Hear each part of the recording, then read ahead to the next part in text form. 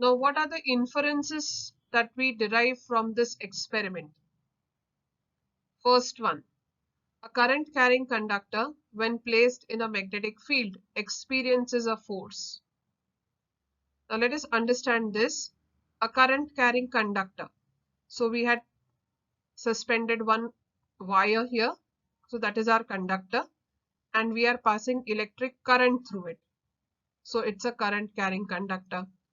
When placed in a magnetic field, where is this wire placed? It is placed between the strong magnetic field of the horseshoe magnet. So here we had seen that the wire was suspended in such a way that it lies within the magnetic field. Experiences a force.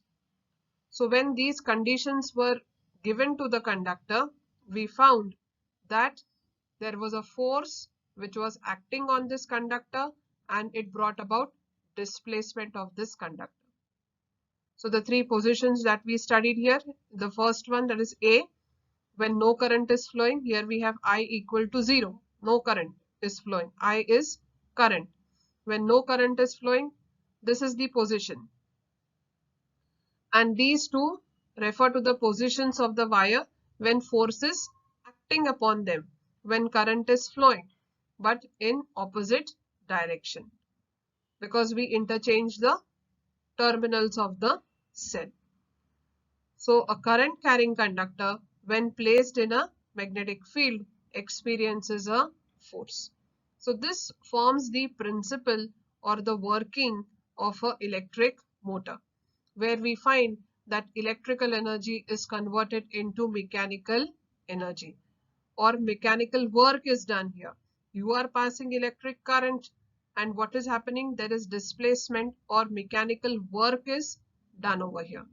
Displacement is seen, means mechanical work is done. So this forms the basis or the principle of electric motors.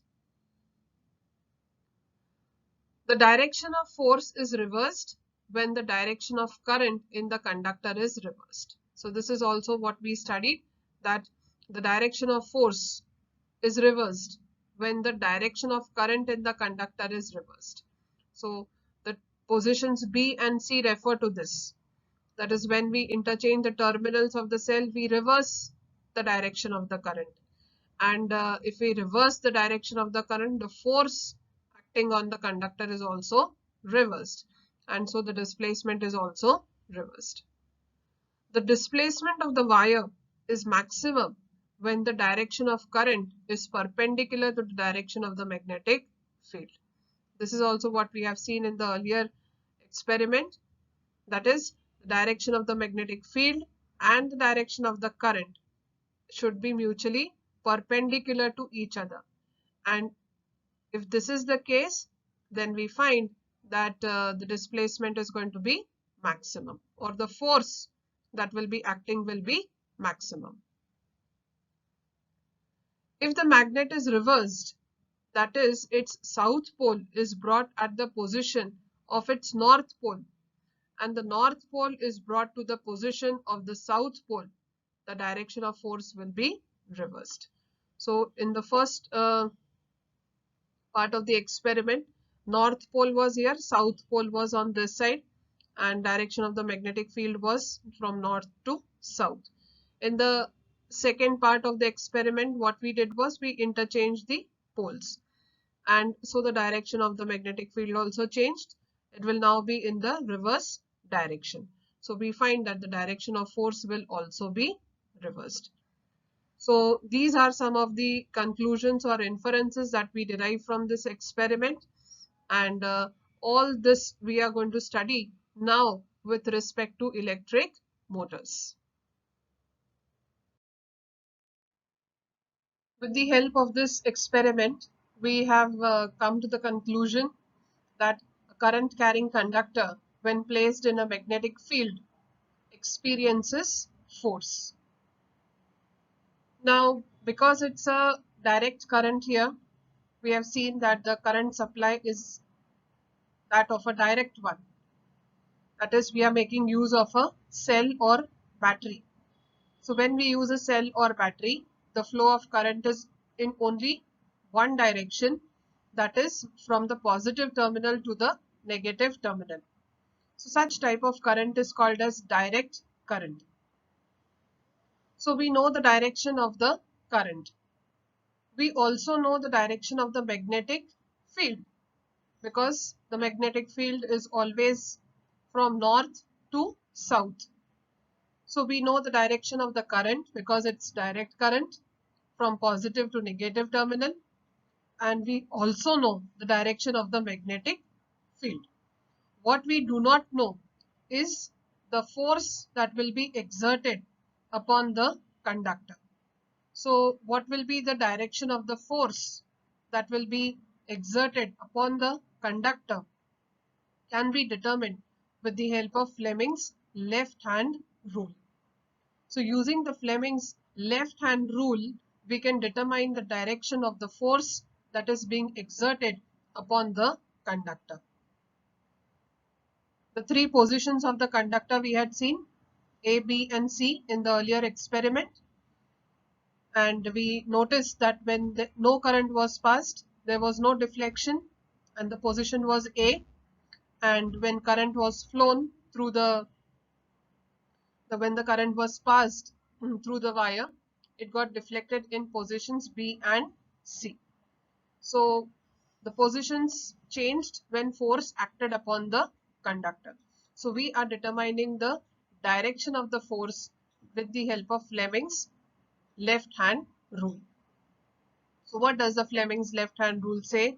So you have to take your left hand and you have to stretch out your thumb, the index finger and the middle finger.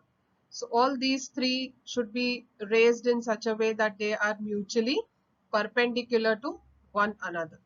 So in this case, we have the index finger. This is the index finger. So the index finger will always point in the direction of the magnetic field. Then we have the middle finger. The middle finger always points in the direction of the current. The current's direction is indicated by the middle finger. After that, we have the thumb, which will tell us about the force that is being exerted upon the conductor. So we will always start the rule with the index finger. So you will stretch out your thumb, middle finger and the index finger and place them in such a way that they are all perpendicular to one another. Then if the index finger is indicating the direction of the magnetic field, that is from north to south, the middle finger is indicating the direction of the current, then the thumb is going to point in the direction of the force that is being exerted on the conductor.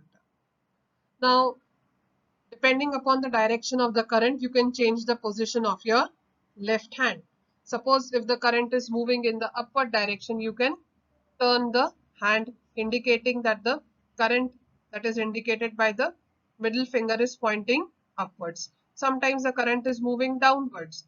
So you will have to just change the position of your left hand such that the current is now pointing in the downward direction, that is indicating the current's direction. So you can change the position of your left hand depending upon the direction of the current. So this is what is the Fleming's left hand rule. Fleming's left hand rule helps us to predict the movement of the current carrying conductor placed in the magnetic field. According to this rule, extend the thumb, forefinger and middle finger of left hand in such a way that all the three are mutually perpendicular to each other. If the index finger points in the direction of magnetic field, middle finger the direction of the current, then thumb points in the direction of the force exerted on the conductor. So first you will write down what you know. You know the direction of the current and the direction of the magnetic field.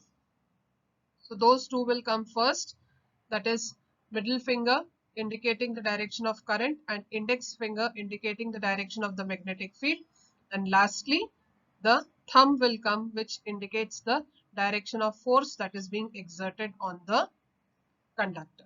So this is what is the Fleming's left hand rule, and this rule will help us to determine the direction of motion of the conductor or the force acting on the conductor when we study the electric motor.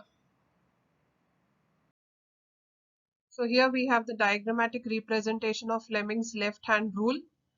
The first diagram shows the left hand with the thumb, index finger and the middle finger. All of these three are stretched out in such a way that they are mutually perpendicular to one another.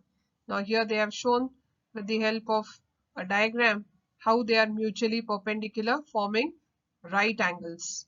So these three are mutually perpendicular to one another.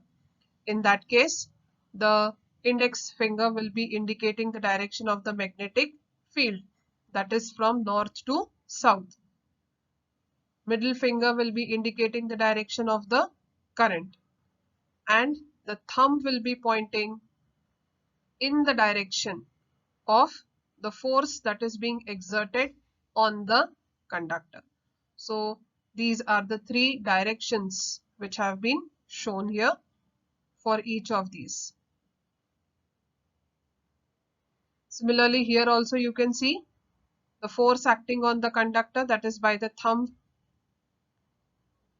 Then direction of the current, that is indicated by middle finger, and the direction of the magnetic field indicated by the index finger. So these two are the diagrammatic representations for Fleming's left hand rule.